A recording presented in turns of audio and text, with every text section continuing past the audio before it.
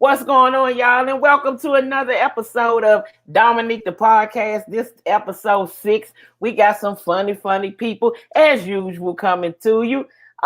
We got Ronnie Jordan on here tonight, and we got Pierre on here. Pierre coming in a minute. Ronnie, I just introduced you, so Pierre coming in here in a minute. Cool. Let me get this shine for Pierre. You know what I'm saying? Pierre come in with the light skin power. Got some fedora, y'all love.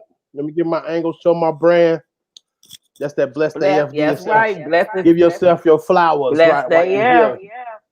Hey man, what's happening, Queen? How you been? How's your mind? I'm doing all right. How your mind? I see you got your promoter hat on, doing your promoter thing. This is from Bellissimo Hats, man. One of my good sponsors. They was here before the pandemic. They've been sending stuff the whole time. I got some hats over there, so it's like you got to figure it out. You know, comedians. I ain't no superstar, but I know what I know what my power is. You know what I'm saying? I've been doing a couple branding things. You know. I feel you on that. Then what was I getting ready to say? That's the kind of hat. Chat? Yeah, I see it's nothing. Yeah, we in there. I gotta be professional. I'm sorry. Yeah. That's that promoter hat. I'm trying to get stuff together. They had that hat on. They be so sharp. That's how good they look when they tell you they ain't got that money.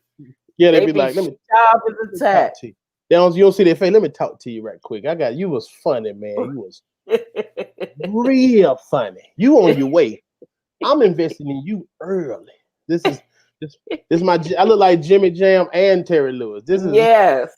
And the only problem is they spend more time putting their outfit together than they did promoting the show. That's where the whole shit go wrong. If you would have promoted that show like you put that beautiful outfit together, then we would have been on and popping. But you ain't do that though.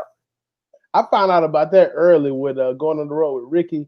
And shout out to my boy Kevin Johnson. We friends to this day, man. He was one of the promoters that always used to bring Ricky to North Carolina and South Carolina. But he was the money behind it, but he would always let his cousin go on stage at the end as the Russell Simmons. All the promoters want to do their hello. You know, Russell Simmons at Def Jam. Good night. God bless. Good night. Man, the dude used to be so fresh. They be like, look at him tonight. Look at him tonight.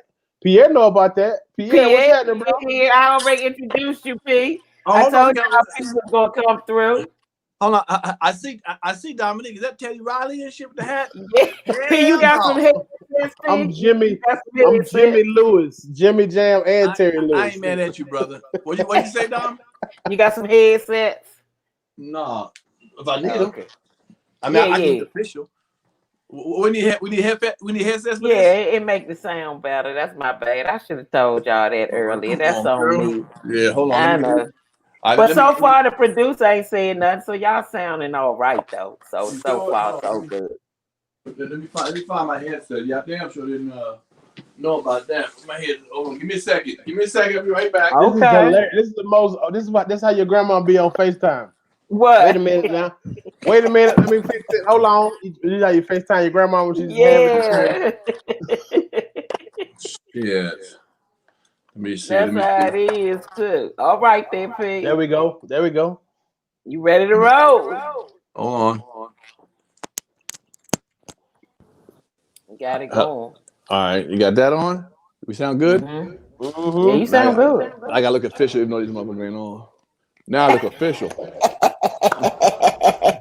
Okay. Now you look real good. You look like you work at the hospital. That's how they be at the front desk at the hospital. That's funny. Hello? Patient who you want to see? He's upstairs in the ER. He's in the ER. So first of all, before we get into it, I gotta give a shout out to the late great Eddie Van Halen. I heard. Yeah, Eddie, if you hadn't heard, Eddie Van Halen passed away today. He was 65 years old. But the interesting thing about Eddie Van Halen, I did a comedy show at his house last year. No. Wow. I did. I went to his house and did a comedy show for him and some friends in his living room. So let me ask you, how did a little George Lopez gave me the gig. That's dope. That's how I got hooked up with him. Damn. You Shout know, out him to and George, George was real tight, so I'm praying for George tonight too. Right. But yeah, so I did the show. He was real cool. His wife was real cool. I mean, we ate good. We had a good time over there. We had a good time. Man, you know, I'm old enough to, you know, in DC back in the day, there wasn't a lot of black radio. You really was listening to mixed radio at times. And, you know, they was off the chain with, you know, Van Halen Jump and all them songs. Come on. But back in the day, they had some of the. I don't know now because I don't keep up with it. But Panama, back in the day, they Jump. Come on, I know. They had some. Yeah, they had cold artists. Yeah. So I had to give a shout out to Eddie Van Halen and send my prayers. Oh man. They had the best behind the music. They all the hair bands had the best behind the music episodes. Anyway. A lot of did. Sex, drugs, and rock and roll. That's sex, drugs, and rock and roll. The cocaine intake was amazing. These young cats out here doing a little perp or doing a little. Yeah, they ain't doing like Eddie Van Halen. Nah, man. And I don't even know why people don't even claim cocaine. I had asked that. I just got off the road. And at one of the shows, I was talking about cocaine. I said, anybody in here do cocaine? Ain't nobody raise their hand. I said, why don't everybody claim the weed, but don't know. Wait, you can't claim cocaine? What happened? Cocaine's still open. Cocaine's still out. Cocaine out like Nike still. Ain't going nowhere. Now, one that's really hard. You have anybody say to crack? Now, crack something. Everybody can like you crazy. Who got that crack? Who got that crack? It was somebody's birthday at the show. I said, sir, you sure you ain't do no cocaine for your birthday? This your birthday. I thought you would have did a little cocaine for your birthday. But on that cocaine tip, let me tell you, it was wild. I had a friend of mine who used to serve, used to sell cocaine back in the day. Everybody got a friend that dealt with cocaine. It wasn't never them. That's what I'm talking about. That's how comedy was financed early. That's comedy finance. Well, that's true. But he told me, man, some of the flyest, sexiest women would do damn near anything for that cocaine. I was like, what? Wow. He said some bangers. I mean, some fine ones. Not like some high ones. He said some fine ones, dude. He said, man, you'd be surprised, man. The things they'll do for that. And I was like, wow. Because I don't know. You've been thinking like, I guess cocaine is supposed to be a sexy drug, but I don't know. I've been thinking them fly. Like, I'm always tripped out by how sexy some of these porn stars are. I'm like, you could get a husband. You got a fine body and you're cute as hell. Why are you getting nutted in the face? What's wrong with you? But a lot of them got husbands, though. What?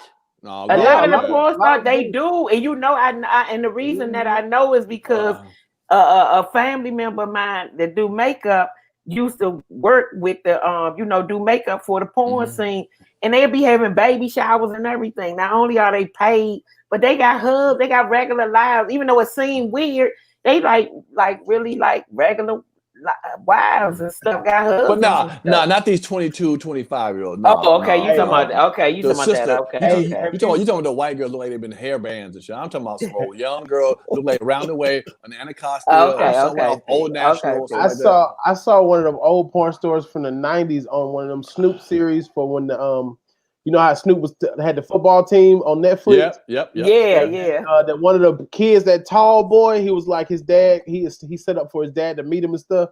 His mom used to be on them old porns. I was like, yo, wow, she's like 94. Her name was Menage a Trois or something like that. Wow. And I was like, and his dad down in the valley where the bitches get naked. Well, but let me ask you this, Dom.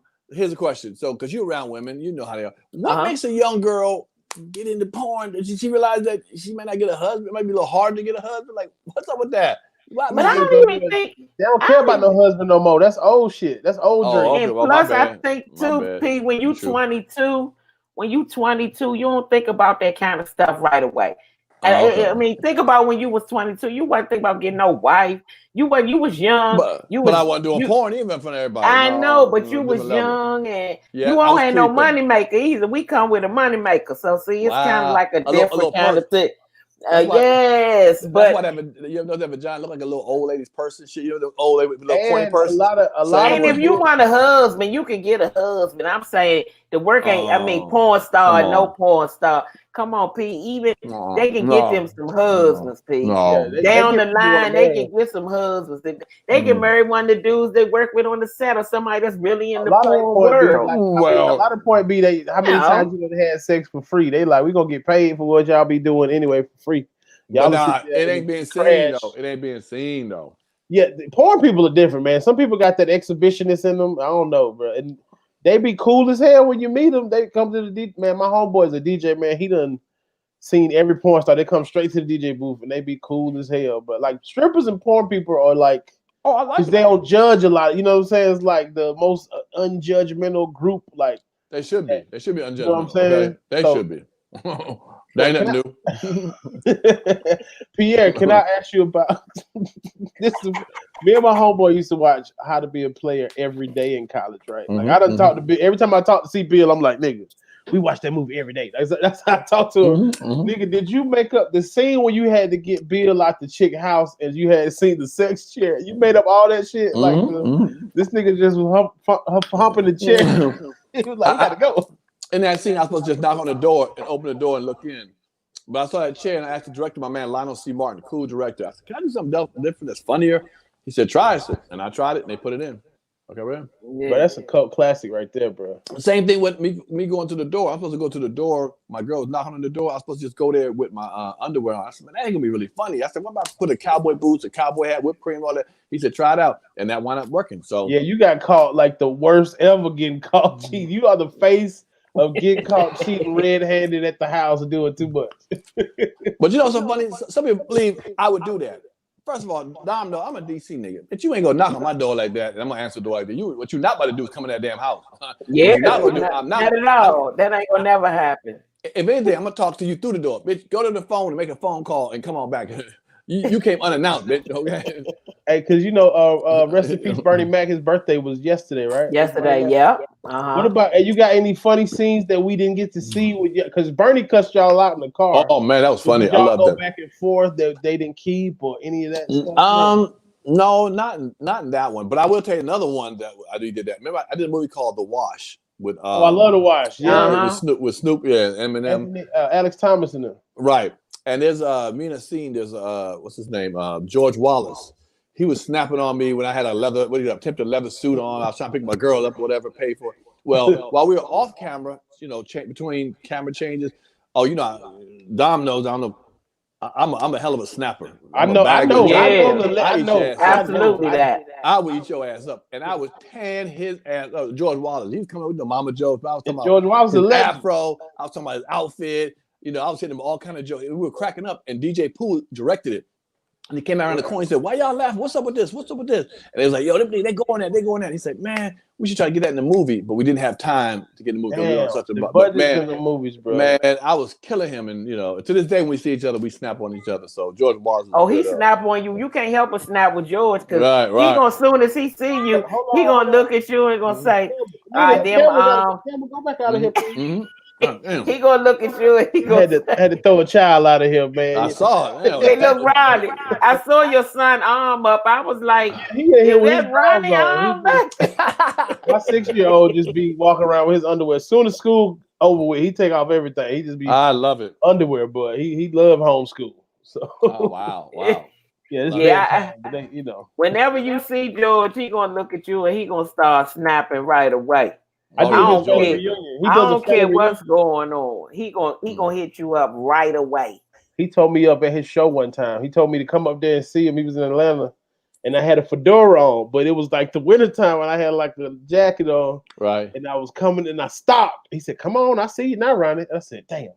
Yeah, back there looking like Smokey the Bear, nigga. Yeah. Hey, look, y'all. They say your boy Rick Ross, he out here wearing fake Louis Vuitton. I heard that. Get on the plane. Get on the plane or something. Getting on a private plane on a jet. Yeah, but it don't matter. His house is his whole own zip code. Like y'all seen his house? I don't care what he got. But why did Holyfield do that? Why did he buy a $40 million home in the hood? What kind of resale value? That wasn't the hood. I used to live over there. That wasn't the hood. It was like. And Old National stopped right there. It used to be Old National Highway was right there. They talking about in Atlanta if you don't know. Old National Highway. Like College Park, it goes all the way down. It's one long street. It is technically the hood, but it's technically. I'm about to say Ronnie being nice, motherfucker. Okay, technically Fayetteville. The street across the street. Okay, across the street. It was an up and coming area back then. It was okay. It was cheap property, probably. But I just think that if he's thinking about gentrification coming, so it might not be such a bad purchase after all, Pete. 30 years. Also, he had a 30-year vision. Okay, I'm just saying that it came full circle for it. Yeah. I'll be mad as hell. I see the nigga with titties in my house all the time on Instagram. Oh hell no. I used to live right there. When the Roy Woods in the Mike Tyson fight, Roy Woods said he don't even want to do it no more. Damn, Roy Jones. Right, the comedian. I said Roy Wood Jr. I mean Roy Jones. Roy Jones said he changed his mind. He done got scared. No, he changed his mind again recently because I mean he changed it, went back. They gave him more time, and then he was like, you know what? On second thought, I saw the videos too, and Mike Tyson been beating the shit out of his sparring partner. I don't know if y'all seen it. Oh, yeah, he been killing his sparring partner. This nigga hold the pants like this. Holyfield take that fight. Holyfield in shape. Holyfield take that fight. Especially if he been living in the hood for 30 years. Oh no, he really. Holyfield got a regular condo somewhere right now. He got a subdivision. He got to talk to HMO and everything. Hell no. Like, Holyfield, if you move your trash cans down, nigga, we gonna find your ass. Holyfield owned the block at one point. Okay, now he owned his sectional. Yeah, now this nigga talking shit to him in his yard. To my, I'm gonna let you slide on the bushes this time. Like nigga, why you have a whole street? Shut up. Okay, get out there. That's funny. Hey, go ahead, Ronnie. I'm listening. I was going to ask you I want to ask y'all because y'all my OGs and y'all the people who I looked up to. As far as just being on the road, and could you tell me, both of y'all, could y'all tell me a story about like when y'all drove a long way and the money was fucked up? Like, but y'all ripped the show and the money was fucked up. A lot of those. Drove all the way to Fayetteville, North Carolina from DC.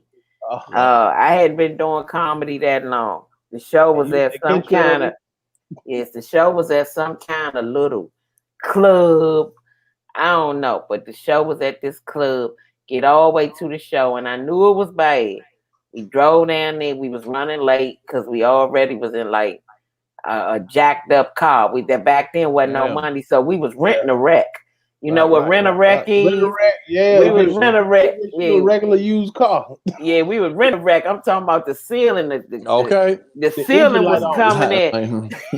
Putting gas in the car, they like, don't turn the car off. Your car break down, they bring you another piece of shit car. You like, So we was already in the rent-a wreck, so it wasn't like we couldn't speed like everybody else. Right. We was doing straight 55. Who you was with? I was going on the road, so since I was a young comic, I had two of my homegirls with me because I was like, I don't know who these niggas I'm going on the road with. So it was Kevin Lee. Oh shit. Mm-hmm. Kevin Lee. His bag, right? His bag. And so it was me, two of my homegirls, their stuff, all 3 hour stuff, Kevin Lee, and I think I want to say it was Chris Paul. Nice. And Pop Thomas was driving. Of course. And we get all the way down there. And we get dressed, get to the show, and it ain't nobody there. They start telling the staff to sit down. And anybody know about 95, Fayetteville is damn near the South Carolina. Right. It's right before South Carolina. So we done rode the whole Virginia and the whole North Carolina. They started telling the staff to sit down. I said, oh my God. Damn. I mean, I was new, so the money was already not nothing. I was already there for damn near free anyway, Ronnie. So I really needed that 150. But you'd be so excited to go out of town and get that, bro. You'd be excited. I went to Charlottesville. University of Virginia is in Charlottesville, Virginia. Mm-hmm. So how far is that down from there? About 2.5 hours, 3 hours? Yeah, about 3 hours, something like that. About 3 hours one way and 3 hours back the other way. If it ain't traffic. I went with a for a white promoter, local promoter. So I knew the money was gonna be good. Money gonna be there. But hold on, let me tell you, I drove 3 hours all the way down, being a comedian. And we had to do like a sports bar, like colleges had a little pub, like a pub and shit. Mm-hmm, we going in, all white kids and shit. I don't know, man. Like I'm doing fart jokes, doo-doo jokes. I don't know the fuck. I'm doing me and shit. Right. The show was kind of bullshit. They paid me $75. $75 now. I went 3 hours one way and 3 hours. That's 6 hours. That's $11 an hour, nigga. Okay, I was making about $11 an hour, $12 an hour. When we left the college, me and my boy were so pissed. I forgot who it was. Some dude, some comic, another black comic. Man, we started throwing rocks at all the windows and shit in the dorms and shit. Just busting, running across the grass, just throwing rocks and shit. I got in our car, hauled back home, man. Took another 3 hours. I think we got home by like 2 a.m. or some shit. But we wrecked up them windows for that little fucking ass $75. We got it was nothing. It was about 13 people in that damn pub. And they was all students, and they had computers back then. They had their books out and shit, doing work, looking at us and shit, and drinking it. Oh, it was terrible, man. I was like, is this what my career is going to go to? Is this how I'm going to make it and shit? But, you know, it was part of the bit, Character building. Oof. But I did. Dom might have ripped. I didn't rip.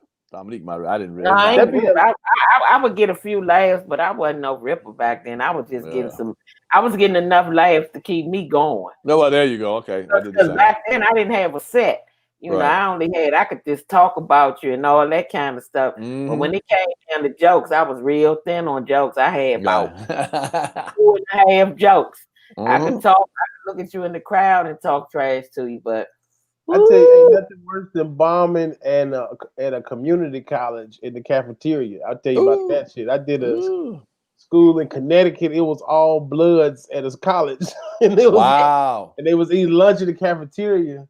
And they had this was not because I had a music bit in my set, and in my writer said I had to have some kind of audio setup, CD player. They got the regular speaker with a car CD player in the back of the speaker on on a stick. It's 2 of them. So I'm like, how am I supposed to do my music? They got my homeboy had to stand right next to me and cue the goddamn music in the cafeteria, and it wasn't no stage. It was 2 stairs on wheels, and they put it right there. So I'm going through all my jokes, nothing working. And the campus police rolled through it, and he was disabled, but he had the little. And I said, man, what the fuck y'all did to the police here? And them niggas lost it. I said, bro, what y'all did to Buddy? Like, damn. Hey, but like those colleges are the worst sometimes because it's like sometimes they don't even know you coming, and it's at lunch, and they eating coleslaw. I did one about 15 years ago. And now I'll mention the name. It was what it was. And a comic went up and did decent, and I went up and ripped. Then after me, a comic went up and was bombing. And I'm gonna tell you the name. It was like T.P. Hearns. It was T.P. Hearns. Man, so they were, the kids wasn't having it. Right, the black kids were not having it, right? So I went to watch him. I don't mind watching my friends. So I went in the audience to watch. He was bombing. And then they recognized me in the audience. They were like, you go back up. You go. I'm trying to slide in my chair. And she's like, no. They're like, go back up. Bring him back up. I was like, nah, y'all don't do that, man. In front, during his act. That was about 400 or 500 college kids in a little theater. And then when it was over with, I was selling t-shirts. I was doing something. I forgot what, autographed pictures. And he was standing right next to me. And them kids was real cool. They were like, yo, man, you wasn't funny, dude. They were like, you bombed. And I felt like, damn, not in front of my man's face like that. Right, it's the worst college, man. I was doing a college one time, and I saw that you kind of got to be tapped in a little bit because I went to Fort Valley State, but I had been doing comedy probably about 5 years. Mm-hmm. I went back, and I was on a show with Nick Lewis. Mm-hmm. And he was doing the same Mr. New York City. What the fuck she said? And they were like, "Boy, what the fuck he talking about? Boy, like what's going on at a college in an auditorium?" They was like. He was like, yeah, child support a motherfucker. Like he was doing child support jokes, and they was all 18. Like, right. Fuck you talking about. I tell you, it's hard though when you doing colleges and you got a grown up set. I don't never really do good at colleges unless I start snapping. Cause I'm already up there looking like they auntie and they mama, right? And then I get to going into all these grown jokes, and I be like, you know what? They mama taking care of them. They don't understand. They don't feel you on this right here. That's true. That's what I'm gonna ask you, Ronnie. I was gonna ask Ronnie that. Because you do a lot of colleges. Now here, I'm not you personally, because I'm gonna watch you act. But I feel like when I gotta do colleges, I gotta dumb myself down a little bit. I just gotta dumb it down. I gotta do that shit. Do you feel like you in that zone of that like college material? No, I had to make myself come off the colleges to goddamn not go crazy. I was like, let me just go that's when Bill started letting me open for him, and I go open for Coco, and I had to get back in the clubs. Right. Because I'm like, just keep in mind, I have been doing colleges since I was like 26. Right. This shit roll around, and I'm 36, and I ain't got the same shit going on at home that I did back then. But I kind of figured out how to do, like, plug this CD in for this set or this set. Like, it's a HBCU beat to, it's a beat to HBCU. But I take it serious. Like, I go to the schools early. I walk around. I see what they own on campus. Like, I ain't gonna bomb nowhere I'm at. I'm gonna come prepared. I'm gonna look up what the mascot is. I'm gonna see if the basketball team trash, or I'm gonna talk about it on stage and ask them, sure. Let them talk to me. It's more like they want to be heard and talked to. You can say whatever. I go into, like, my wife breastfeeding and shit, but it's more like I hit them with some heat and then go into my story so I won't go crazy. I used to just do those music bits and shit just to kind of be like, I would do those at the showcase, and then I had to stop doing them totally for myself just to grow as a comedian. I was like, bro, I'm sick of hearing my fucking voice. I had to throw like a lot of that shit away and just start doing local shit, a lot of local shit to get another beat and get another, just kind of, you got to reinvent yourself. You got to go wash yourself in the fire. Y'all know, I seen Pierre around town, goddamn getting it in. You know what I'm saying? You got to go to the gym. It's the same shit. And then I think Ronnie, he's good in colleges too, because like he really instill in tune to hip hop and stuff like that. You know what I'm saying? He know the latest he know the latest songs. He know, I don't know the latest song. Like Boosie, I love Boosie. You know what I'm saying? Boosie badass, my dude, but I like him more so because he's funny. I don't even know nothing but Wipe Me Down. But I like his Instagram because he's so damn funny to me. He funny. God, he's funny. The funny part about the kids is they relate to the same. Just remember when you was 18, what you was doing. You was eating. You was fucking. Right. And you was trying to get some money, and you was broke, and you was trying to be something. You was trying to become grown, and you just kind of put yourself in that mind state. And they want to know what you be on. It's basically, they want to see your movie. You know what I'm saying? And you got to make them want to see that shit. That's what the little tricks is, or knowing what intro song to come out to disarm them. You know what I'm saying? Right. It's staying tapped in a little bit, just a bit. I still got to listen to R&B by myself, but I know what's going on. Well, what was actually funny, I did 5 colleges about 15 years ago, and I did 3 good shows, and I bombed at 2 of them and shit, and I just knew then it just wasn't for me, because in order to do well, I knew I had to dumb down. I had to do fart jokes and dumb, fucking jokes, about fucking and dumb shit like that. I couldn't do anything where I'm doing, especially now that I do talk about my life and growing up and all that. Because there's nothing wrong with the kids. That's what I think they want to hear that because they like Carlos Miller. Like Carlos Miller and Chico Bean, I've never seen them do the same set at a school or wherever, even if it's. Because sometimes they're looking for them to be like on Wild 'N Out as far as games. Right. But them niggas got kids, bills, real shit, and they just go up there and talk about real shit.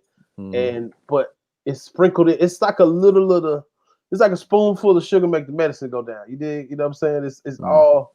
It's all about knowing who you performing for. That's Sure. White House correspondence dinner, you're not gonna go in that bitch blind without doing no kind of research. No, right. You know what I'm saying? Like that it take energy, Ronnie. I be like, it does. I see, but I've saw the transition already. Like I'm not aging out of it, but I see who's next and I recognize it, and I'm like, I ain't mad that I'm not the most booked act, but I am still top. I won college comedian of the year in 2020, like last year, APCA. Nice. Okay. But it's just I've been doing it so long. But the thing is, it's like the students rotate. They always rotate, and you just gaining new fans. Like I take it as an opportunity to be these kids' first real comedy show. And if I can set the bar high, they're gonna know it's some bullshit coming after me. If I can set the shit high as hell and still be myself, they're gonna know this is what comedy is. And you ain't do like that. I know your Instagram, but Buddy last time was funny as shit. You know what I'm saying? Right. So I never have to dumb it down. I will never do that shit. And then I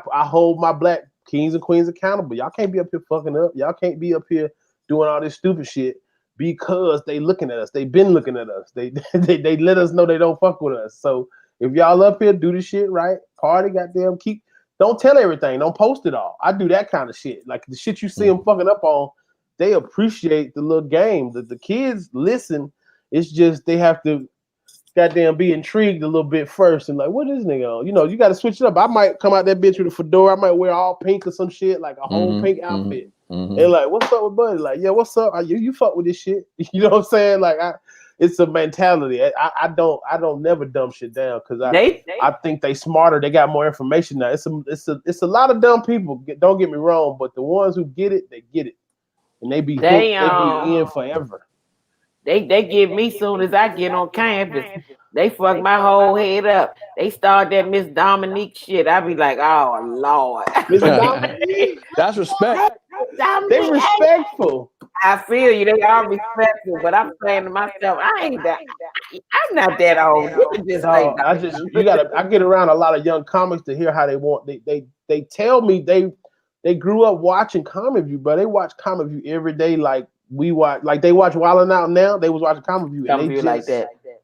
They just all they want to do is they want to get the game from y'all. They don't want you to come. That's like you ever hear an old rapper trying to sound like the shit that's out, and you be like, nah, nigga, I want to hear Nas. Nas beat. You know what I'm saying? Yeah. But everybody young do too. You know what I'm saying? Like he might have a Ty Dolla $ign on the hook, but he might like Ty Dolla $ign. It's not because he's young. Right. So on this show, I'm just saying you can do colleges though. I know both of y'all can do colleges easy. But I have done a lot of them. But lately, Ronnie, I've been like, I don't know. If they call me, I'm going. No, it's coronavirus. I'm gonna have to go out there and try my hand. And you just gave me the blueprint, so I'm gonna go up in there and try my hand, right? I done did about I ain't gonna say how many because we on camera, but I done did a couple Zoom college shows at this kitchen table with my notebook right here and just going down. I just go down to because Pierre, you doing it on your podcast right now. That's your whole show will be your podcast, and just, they they watch that shit all day. They doing it. They watching the headlines all day. If you got new shit every time, bro, they appreciate it. Just they want to see who you are. That's it to me. Right. I got young people are looking for some cool shit that everybody ain't on yet. They be like, you fuck with this Pierre dude? You fuck with this Dominique kid? You know what I'm saying? They like to put people on shit. You know what I'm saying? Right. I got a Zoom show coming up, but it ain't college. It's an old head Zoom show. So you know, I be good. Yeah. So no time in history have you ever been able to look in a nigga house while you doing comedy. That's some humbling shit. So I got this on this show. We do a thing called Air It Out. On this show, we believe in not holding on to things we think laugh the heels, holding on to stuff and not letting it out. It ain't good for your soul and it ain't good for your health. So y'all got 2 minutes apiece to come on here and air it out. Whatever it is that's bothering you, whatever it is that's eating Gilbert great, I'm trying to tell you, go ahead and air it out. If you don't like it, get it off. We're gonna start with Pierre. Pierre, you on the clock, shit. 2 minutes, air it out. Oh man. I'm tired of this. I'm tired of the respect I get from these young people by calling me an OG. Look here, young niggas. I'm fucking the same girl y'all fucking motherfucker. Okay, I got the same J's, nigga. You got on, nigga. Okay, I ain't no old motherfucker. All that OG, nigga. What up, OG? OG, my nuts, nigga. I'm as ignorant as your ass. So all that OG shit, I like to respect, but you ain't gotta call me. Just call me Pierre, motherfucker. OG, like a motherfucker. I know I've been around for 30-some years, but motherfucker. Fuck an OG, nigga. Okay? I don't want to hear OG no more. All right. So I ain't no OG, nigga. I'm like you, motherfucker. All right? I'm gonna call you a young whippersnapper or wet behind the ears. Whatever, little wet behind the ear ass comic and shit. Whatever, young whippersnapper. So that's one. The other thing is, all these comedians talking about, you know, they was like tired of comedy. I'm tired of comedy. I don't do something else. And as soon as that corona came and they wasn't working, now them motherfuckers begging for work. Nigga. Like I want to work again, motherfucker. I want to work again. I remember cruise comedians tomorrow. I'm tired of the cruises, nigga. I'm tired of doing cruises. As soon as the cruises stopped hiring a comedian, they're like, man, I can't wait to work on a cruise again. I can't wait. Like, nigga, I thought you was tired of comedy, nigga. I've never been tired of comedy. That's why y'all see me as long as y'all see me. You call me, I'm coming and shit, okay? I love this. This is in my blood. Real comics keep doing comedy. There's some huge comedians you ain't heard from in 10, 15 years, really heard from doing comedy because they ain't real comedians. They might have started off being a comic, but then once they got into the movies and TV roles, you start not seeing them no more. Real comics grab that mic all the time. It's in our blood. Mm-hmm. So I don't consider you a real comic unless you grab that motherfucking microphone at least once every 3 years, even if you're huge, motherfucker. If I don't see your ass for 20 years, you ain't no real comic, nigga. You just got on the comedy train and jumped on. I love Eddie Murphy, but Eddie Murphy ain't no real stand-up comic. Let's be real. He ain't no real stand-up comic. That nigga would still be in the club. Chris Rock's a real stand-up comic. Paul Mooney's a real stand-up comic. Yeah. George Lopez is a real stand-up comic. Dave Chappelle's a real stand-up comic. Them comics still feed that microphone every day. You know what I'm saying? Still want to get out there in that microphone. That was R.I.P. I feel you're in the real comic stuff. Okay, P. You I didn't say OG, did I? Did I say OG tonight? No, it's all good. It's all good. Yeah, I know. I don't care. You call me. Oh, they call me OG. They call me Auntie. I just be like, okay, how you doing, baby? Hall of Fame quality, man. Hall of Fame quality. Ronnie, you on the clock, Ronnie? All right, okay. I'm sick of people thinking the internet is real. Everybody that you follow is fake, and they're showing their best part of their lives. It is fake, man. Like I had a family member that is upset at me right now because I did not tag him in a post. I'm like, I forgot, my nigga. I'm sorry. Wow. I got a lot of shit going on. My kid is in Zoom school. Like I got 2 kids, man. My wife is doing exceptional shit, and we over here trying to build an empire, and motherfuckers is worried about the tag, and police is shooting black folks left and right, and then for us to go back and start shooting each other is the silliest shit ever. And black on black crime is not a real thing. That shit is you shoot who you buy, and white people made up black on black crime. And I'm sick of this shit. That's the first thing they say when we say Black Lives Matter. They say, well, what about black on black crime? Bitch, you shoot who you live by. White people been killing each other way longer than us, and they do this shit every day, but you don't hear it. White on white crime and shit like that. And arrest the police that killed Breonna Taylor, and Daniel Cameron, you a bitch ass nigga for all the shit you did. And you try to come back and talk about Meg Thee Stallion on CNN, you punk ass nigga. Like, why would you clear these motherfuckers who did not have a warrant? They tried to lie on the paperwork. They fucking shot in these people's house with no warrant. It was the wrong house. It was a hunch, and y'all just start firing. And then you charge the what you charge, the neighborhood endangerment or some shit like that, like a reduced charge. The whole country waiting on you to do something for your ancestors and stand up a little bit, and you gonna do this for political gain. And that shit is upsetting. And I got kids that I got to raise in this world, and it's sad that I still got to show my boys how to act when the police pull up. Because, you know, us being on the road, I like all that George Floyd, everything, the protest, that shit triggered everything in me. Because I remember, like, we so numb to getting pulled over. I done been pulled over 100 times during college, man. I done drove all over this country, and I've been me and my homeboy been the only black dude in South Dakota. And I would rather them say, hey, man, I ain't seen no black dudes around here. I just want to stop now. Instead of lying. Nice. That was that was really it's the hat, man. My hat makes me goddamn, pink fedora bring out the I love it. Especially about Daniel Cameron. I don't know if y'all heard, but Daniel Cameron, he did talk about Meg Thee Stallion. Meg Thee Stallion hosted Saturday Night Live, and Daniel Cameron, she had some things to say about Daniel Cameron and the way she felt he held he handled the Breonna Taylor case. Well, he gets on Fox News on Fox and Friends, and he's going to say how he feels about Meg Thee Stallion. But I think what happens, Ronnie, in a lot of those situations with people like Daniel Cameron, when black people get so assimilated, and then they get so assimilated till they kind of lose their place. So when that begins to happen, and they start seeing the reality of their assimilation, they can't really deal with it. Yeah. He can't deal with it because he know he didn't handle that case right. And she played an insert of the speech that the young lady made after the Breonna Taylor case. I forgot the young lady. She's been going viral, but she was saying that Daniel Cameron is Tamika Mallory. Yeah, it was Meg Thee Stallion had a snippet of that, and she had the words on set. They stopped the songs, and then the words went up. Daniel Cameron is no different from the Negroes that sold us into slavery. The black people that everybody know in Africa, it was some of them that came and got us and gave white people to us. So right. And he took now you offended. You're not offended when we can't, like, you can't rest in your home now. Breonna Taylor lets us know you're not safe inside of your home, but they could come in your house and do whatever they want to, and you can march, and everybody got evidence. You can see that they lied, and then this shit still can happen just because of your skin color. And see where the problem comes in that. You charge the police who shot aimlessly out and just to the parking lot and to other people's units. You definitely had witnesses. It was one neighbor in the Breonna Taylor case. She flat out said, I heard all the shooting and everything else, but I never heard them announcing themselves as they entered. The problem comes in with Daniel Cameron, and what nobody really wants to say is the person that should be held accountable. They did the shooting, but nobody wants to talk about who wrongfully sent them there. Yeah, well, that's true. And that's their superior officer. They lost the warrant. Where's the warrant? They lost the warrant. They lost the warrant, and their superior officer is just as guilty for what happened as they are. But they don't want to charge the superior officer, so they make this one cop, the fall guy, and he get charged with something we never even heard of, wanton endangerment. I ain't even make a wanton endangerment, bro.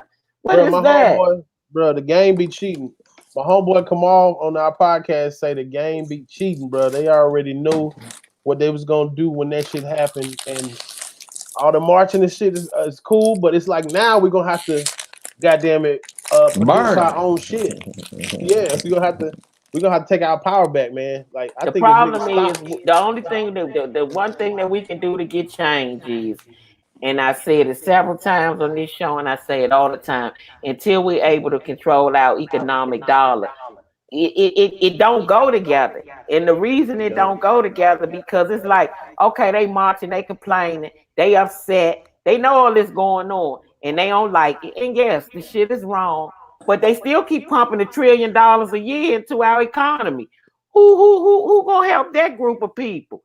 Who gonna change for that group of people? You know, in the civil rights movement and the bus boycott in Alabama, that thing got changed because when they drew their money out of the public transportation system, they bankrupt their ass. Mm-hmm. So when they drew their money, when they said, okay, we can't maintain our buses like this, they said, we got to get Dr. King on the phone. But you can't keep pumping your money into a country and the economy. And don't get me wrong, we don't have everything yet. There are some things we might have to use, but it need to be minimized.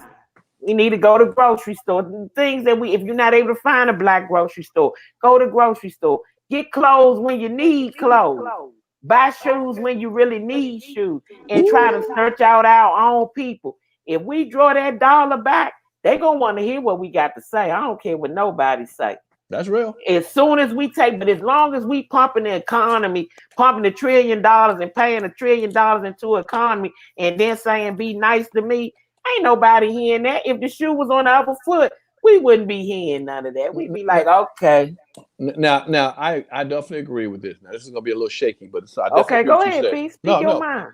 But I just think we must continue to respect ourselves. When you see a black person, show love. No, I mean, constantly. Show love. We shit on each other. Show love. Yeah, you know what I'm saying? Yeah, sometimes we do. Just love to say, I love you. And somebody say, yo, bro, I love you, man. You know, more guys say, I love you now. Hang up the phone and say, yo, I love you, dog. Or when I see a brother and back when we wanted, like, somebody bump you, you know, whatever, step on your shoe. Don't worry about playing. We good with the shoe. You know, say that. Show that kind of love. Like, it ain't got to be this kind of stuff with us. Not saying kill them, but just the angriness of us sometimes. Be cool. Smile at each other. I do all my best. When I go to stores sometimes, I see people who don't want to be at the store. It could be Home Depot or Lowe's or something. And some girl behind the register with a fucked up attitude. I'm like, hey, sweet, how you doing? I'm like, you all right, sweet? You know, yeah, you're pretty good. I say something nice to uplift her. Oh, I'm okay. Just we got to pump that into us because we feel down a lot. As black people, we always got stuff on a black cloud on us and shit. We must show each other that we got love for each other. I'm telling you, I've been to plenty of restaurants. So let's say a McDonald's or something like that. And I'm in line, and a sister, if they don't recognize me, they'll be just like, all right, what you want? Boom. And behind me, a white person step up, hi, welcome to McDonald's. I'm like, what the fuck? They get smile. What the fuck is that about, man? We need to show each other love. We see a black person in the line or something, what's up, speak, or say what's up. If we do more of that too, and I agree with the economy stuff, but make us feel good about seeing each other. A black skin. I'm happy to see you, brother. Or sister, I'm happy to see you. How you doing? Man, I think that go a long way, man, because I think it does too. A heavier negative thing. When I smile and talk to people, they be like, oh shit. Then when they recognize me, it's really, and I'm really down to earth to them. And what's up, man? Oh my God, what's up? You in the movies? What's up, play? Whatever. I don't, you know what I'm saying? I just want to bring happiness and a smile to people's faces when I see them, man. You know, and I think we all do that more. Man, that's the love. And we're getting to that point. I've noticed a lot more. Look, I grew up in the 80s when motherfucker, he was gay, nigga. Get the fuck away from me, faggot. You know, all that kind of shit. He was a nerd. Fuck out of here, nerdy motherfucker. You know what I'm saying? But now it's a changed world. And I'm glad we accept each other, man. I see a gay black man or whatever, even a person, but if it's a black man, I ain't like, you faggot ass nigga. Like, hey, man, bro, do you. It's all good, you. Then being in Atlanta, it'll teach you real quick. It's a lot of these dudes, And I tell like a lot of dudes, they come from out of town. They be like, they say Atlanta, oh, that gay shit. I said, bro, these men have been fighting their whole life. These dudes will beat your ass. Nobody like don't nobody drag care. your ass. They will Okay. whoop your ass. You come and bothering these people, bro. Everybody want to be left alone for real. That's what.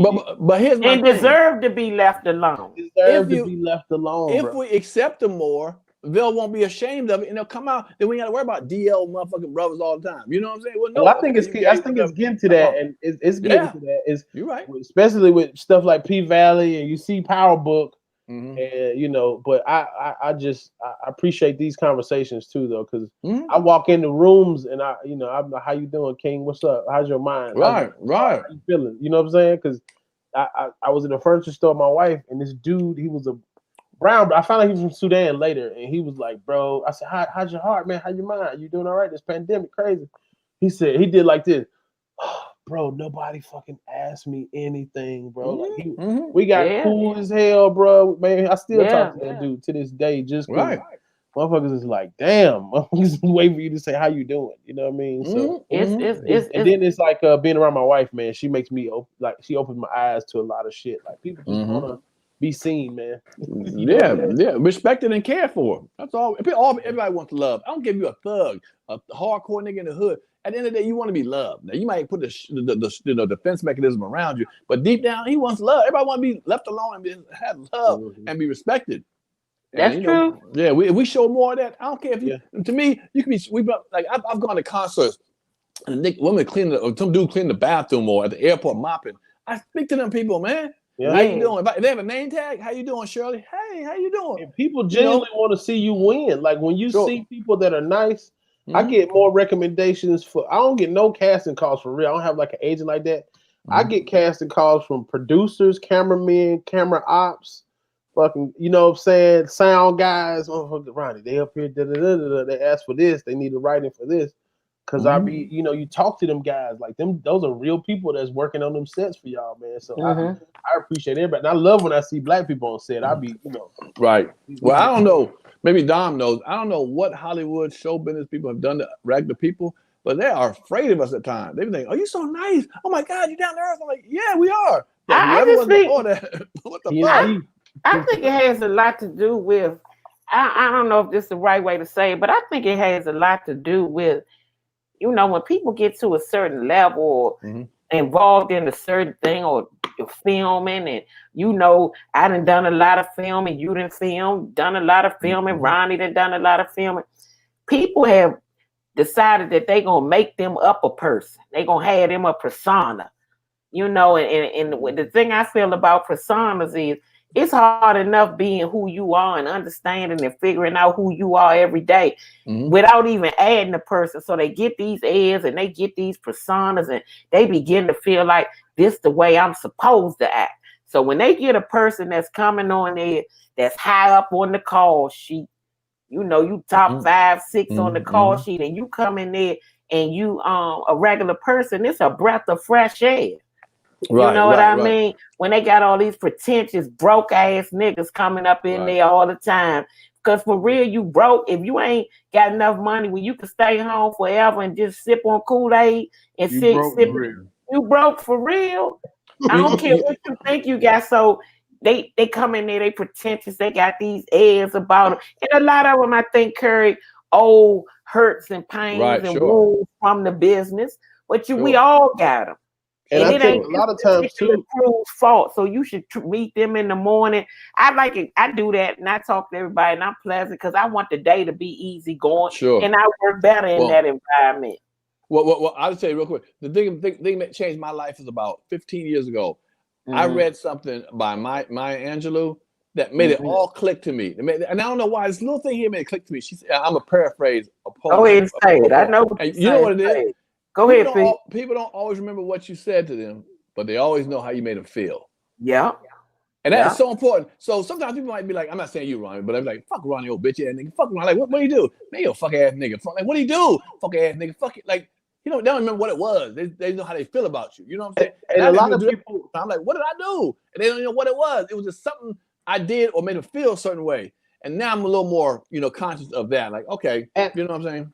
And also, I get that too, but sometimes people build a perception of you, especially when it's like somebody that knew you at one time before and not privy to how you living now, or you, especially I know y'all have family members like, oh, you Hollywood now, or you think you this, you think you like, bro, you don't even be around me to know how I am. You just making up what you think I should be like. You know what I'm saying? Well, right, that's true. But there's people like I don't want to name too many names, but there's some celebrities that won't take pictures with you, won't sign an autograph, get the fuck away from me and shit. So my thing is this: I've been in a situation where I didn't feel like signing an autograph. I had a hard day. I didn't feel like talking to nobody. But you know what? I didn't make that people feel bad by not signing an autograph when I picture. I might say something cool to them, like, "Man, girl, I appreciate. You know what? You just met me. Give me a hug." Or I might say, "You know, we cool. Whatever it could be like. I don't feel like talking right now. Whatever it was." They're like, "Man, you know what? I respect that, bro. You all right." Opposed to saying, "Get the fuck, man. I ain't got time for that." There's ways you do that. You know what I'm saying? You know, so because it don't cost you nothing. It doesn't. It don't cost you nothing to be decent. And I even in this certain celebrities, when I see them, I keep it moving. If they say hello or something, fine. But I'm not putting up with your pretentious ass because I know you don't have no reason to be acting like that. Right. You acting like that because you feeling yourself. And I'm gonna let you have all that. And I'm gonna walk past you just like I ain't know who you are. I ain't never seen you on nothing. And we gonna walk past each other like that. Because it's ridiculous, immature behavior. Yep. It don't make sense. It is. It's ridiculous. And we grown. Why you coming on here and you coming on here like you God Almighty himself? Come on, bro. What are you doing? But people, why you acting like this? Well, and this is what I don't like too. When people snub me, and then after we start working and we into the groove, then you come back around and want to be who you should have been before. I ain't here for all that. Let's just keep saying hello and have this good work environment. And I ain't mad at you. I'm gonna talk to you because I ain't gonna go. I ain't gonna have no tension. I don't want no tension. I don't know you like that. We working. I get tension and upset people I care about. I don't know you like that. You're not gonna affect me like that. But don't come back around and now you cool. I don't like that. Be you. Be who you are from the jump. And it's all good. But it happens all the time. I mean, I'm just saying. Right. Well, it does. But I ain't mad at it. I get it. I had people to me. Let me tell you, I came to Hollywood unknown and was kicked to the curb. Okay. Who the fuck are you? Hold on. I got moved. See, we can't hear you, Pete. Okay, there you go. You back. Right. So then I got into the movies and I got steak and lobster and got sent everywhere. Free shit. Then I dipped away from the business for a while and came back and not had the same heat and got kicked to the fucking curb again. Like by the same motherfuckers who had love for me. Then I'm coming back now, being more out there now. The same people hit me up. But you know what?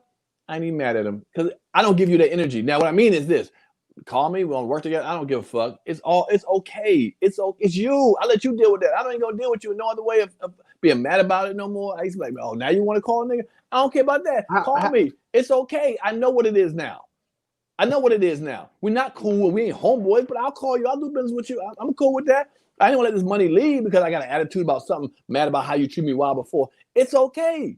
You'll never know how I feel about you to this day, motherfucker. The best way to go ahead, Ronnie. I want to ask y'all, how has the pandemic kind of like helped y'all? Have y'all reconnected with anybody on a personal level, any family members, or just like, because I've been home with my kids more than I have ever been in my life, and I'm like, damn, I should have been here way the fuck more. But you just gone. No. You been quarantined on Dolo? Y'all been both Dolo quarantined? No, I've been out. I just bypassed Corona. I've been. I just seen Pete when I was in Atlanta. So I've been down in Atlanta, but outside of working, like I might hang out with my cousin or whatever. But for the most part, I be chilling. But before Corona, that's who I am. Like if it's a function or something, my run the street days, they been gone. So if it's more than I'm really on my Netflix auntie shit for real. So if it's like a function or something that a friend of mine had, like Ronnie, if you had a birthday party or P or something had a birthday party, I'm gonna get dressed and I'm gonna come to that because y'all my guys, so I'm gonna do that. But other than that, I don't do a whole lot of street run. I'm more so probably just go shopping and kick it with my same little crew I've been kicking it with. We kicked it hard in Texas before the corona hit. Yeah, you gotta come back out there whenever you're ready, though, Ronnie. I'm ready. I'm ready now. Let's get it. Cause whenever you're ready to get it, let's get it. Look, so I forgot to tell y'all too. In October 25th, it'll be me and my wife's 16th wedding anniversary. I just want to tell you. All right, congratulations. 16 years, same. 16 years. Hey, look, I do that joke about 16 years, same vagina, but she got a joke that's a rebuttal joke that's so funny, bro. It hurt my feelings so bad. Oh, I ain't know. I said, imagine. She got a rebuttal joke. Ooh. Tell us. Why would you share with you up? She said he got that joke about 16 years same vagina, and I be wanting to say 16 years with this almost hard dick. I said, Tell Anita that's a good one. She got you good. That shit, you might want to end that joke of yours, brother. No. I ain't never told nobody. Y'all the first people on the pod. We being real. We being honest. Right, that's funny. This is funny. You don't get this long without being real. You know what I'm saying? Question for y'all: Do Donald Trump got coronavirus or not? Yep. I don't think he got that shit. I think he got it. You think? YP? I think he's trying to make people think it ain't bad. I think he might got it and got the best medicine on earth. Oh well. But they show like an 8-second excerpt of when he was standing out there with the crowd. He stood out, took the mask off, and I don't know if you see that, man. I don't know if that's real or not, man. He is an actor. I was thinking the same thing. I say he can't breathe, but he an actor. But why he can't breathe, man? Why would he do that for the corona? Like for what? The Scandal, Scandal. This is like a whole episode of Scandal. This is a throw everybody off for how devastating this. This 200,000 people is dead in like 5 months. No. And he could have been told us to wear masks in November. I know. But why would he want to now look bad by showing that he got it and say, I didn't tell y'all to want me safe. I got the shit now. I'd be too embarrassing. I'd be like, nigga, I ain't trying to act like he's one of y'all. Hell no. I never believed he had it. Once you done lied to me like 4 years straight, I ain't gonna believe nothing you say. So if he got it, okay, I do wish him well, but I don't believe he got it. You know what I'm saying? I think he lying. I think it's a ploy. Even when he was up there, P, like you said, he breathing hard. He probably acting. He a little actress anyway. All right, well, let me ask you the question here. Is he gonna win? Well, yeah, look at y'all. What's wrong with y'all? Huh? I don't know. I want him to win. I'm with Ronnie on that. I do not want him to win. I don't give a damn. You think he gonna win? Yes or no? I don't know. I'm gonna say no. I'll just say no. Okay, Ronnie said no. Why would he win? I mean, he had a scandal. He got corona. He ain't shit.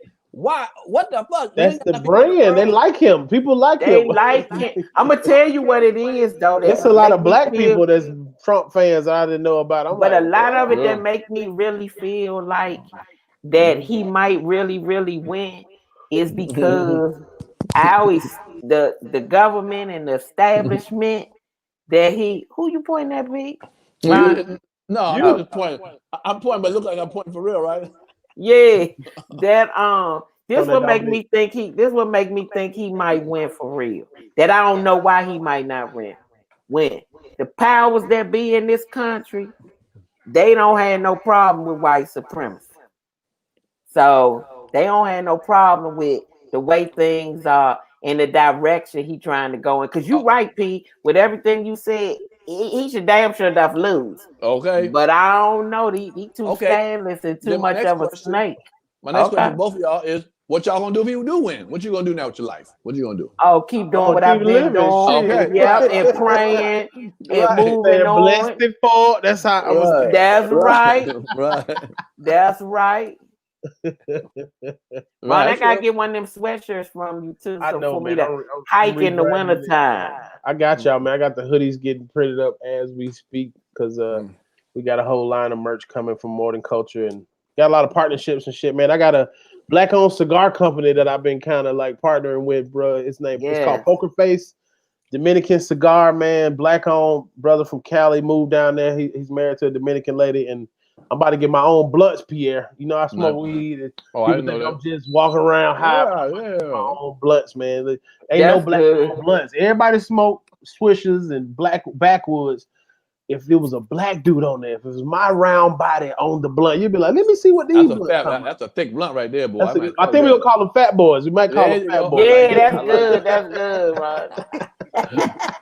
Hey, look, hey, Dom, I love you to death, girl, but the food is being cooked, and I'm eating these damn cookies. I shouldn't be. Okay, but you tell me, Pete, tell everybody, we can ready to go out anyway. Tell everybody where they can find you and what you got coming up. I appreciate that. Look at any social media, Comic Pierre, COMICPIERRE. Go to Instagram, Comic Pierre. Tell me you saw me on the show right here, my girl Dominique. Zoom. What you got? Is this a podcast?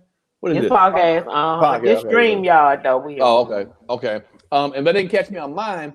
I got a crazy podcast I do in Atlanta. It's off the chain. It's called Pierre's Panic Room. If you want to watch it, you can see it on my page, Comic Pierre, COMICPIERRE on YouTube. Pull it up. We've interviewed everyone from Country Wayne, and this is live in studio.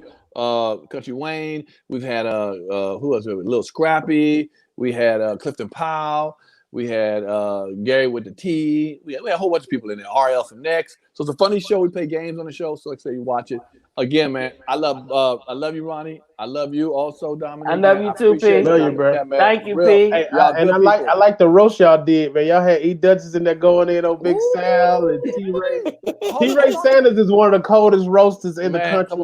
People don't know, man. He is a secret weapon, bro. Check this out. We're gonna do a little bit bigger in the other room at Comedy Hype for my podcast on November 4th. You got to come out, Ronnie. I think you got some roasting. Come out, man. Come on. Oh, Ronnie got some roasting skills.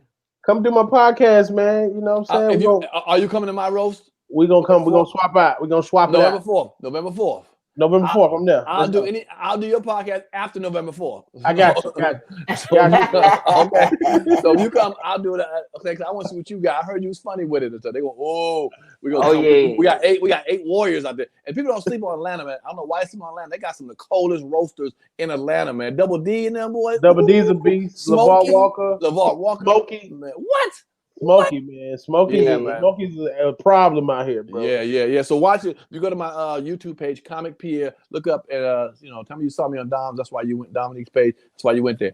I love y'all, man. Let me roll. I got to love you, P. Go ahead, P. And I'm in DC. All right. We'll talk a little later. All right. Okay. All right.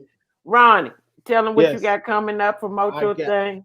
I got. I'm gonna be in Minneapolis with Shed G November 13th and 14th. Man, he does a weekend up there. We doing social distance show, and also I've been doing colleges on Zoom. I'm doing Zoom private shows. Y'all hit me up at Ronnie Jordan on Twitter, on Instagram, Facebook / Ronnie Jordan. Hit my YouTube. I'm trying to build it up. I got my own series it's called Ronnie AF. Okay. I film myself like the behind the scenes of me on my college tour.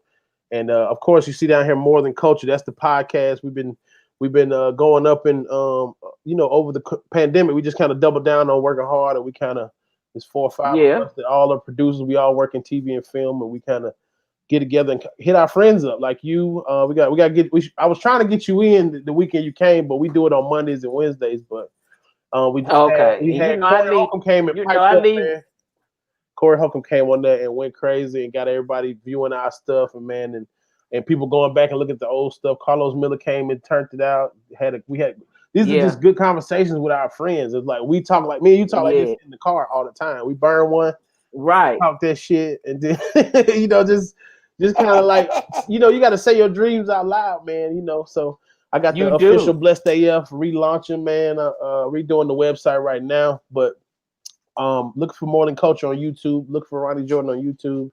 My wife, Snack Junkie Vegan. Snack Junkie Vegan. Yeah, I gotta get some cookies from your wife too, Ron. At Snack Junkie Vegan. SNAC. I'm sorry. JUNKI Vegan. VEGAN. Snack Junkie Vegan, man. She makes cookies to order. They're good as hell. I put the chocolate chip cookie up against any normal chocolate chip cookies, man. Thank you, Dominique. Love you, man. You was one of the first comedians I went on the road with doing colleges, bro. Yeah. Louis Lowe said, go to pokerfacecigars.com and use code Ronnie Smoke for 10%. 10% off King of Spades products. Yes. So I'm gonna go on there too. Louis J. Love. Black on, man. We gonna do some different stuff, man. Comedians, y'all get y'all some other stuff to do. Ownership is everything. Everybody preaching ownership, but leverage your influence, leverage your talent, bro. Everybody get stuff off of us for free. Charge these people for consulting. We will produce a whole show on the phone talking to a white producer, and then they won't hire us as a producer or give us our producer credit. Like, you didn't have no idea who to book on this show, but I know what I'm doing. Like, you do the job of a producer all the time, Dominique. You know what I'm saying? So you got talent and all this stuff. But that's another conversation, man. This is Black owned Poker Face Cigars. Official Blessed AF, man. Don't get the fake ones. I appreciate y'all. I need that sweatshirt, Ronnie. I do. Yes, sir. I got you. And I got my human AF shirts too, man, with the Black Power fist on it. And I got another shirt that I made called Racism Dumb, but I spelled it like Floyd Mayweather.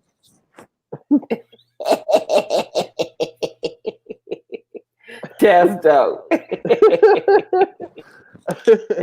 So yeah, man. Don Lewis is the owner of Poker Face Cigars, man. Follow him and his wife. We're gonna get some cool stuff going on. We're gonna shoot a series down there. We're going to the Dominican.